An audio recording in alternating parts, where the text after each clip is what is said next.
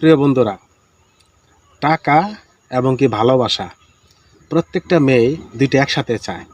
একটা পুরুষের পক্ষে কখনোই সম্ভব হয়নি যে ভালোবাসা এবং কি সময় দুইটা একসাথে দিবে।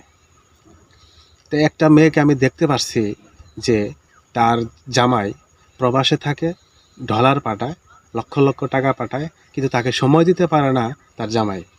এর জন্য পাড়া প্রতিবেশী একটা ছেলের সাথে সে পরক্রিয়া জড়িয়ে যায়। তার সন্তান রেখে তার সাথে একসাথে সংসার করার জন্য সিদ্ধান্ত নেয়।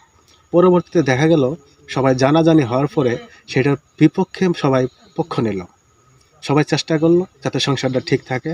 কিন্তু পরবর্তীতে দেখা গেছে যে ওই সংসার টিকানোর জন্য ওই মেয়ের পেট থেকে যে সন্তান হয়েছে, সন্তানেরা বিরোধী হয়ে গেল।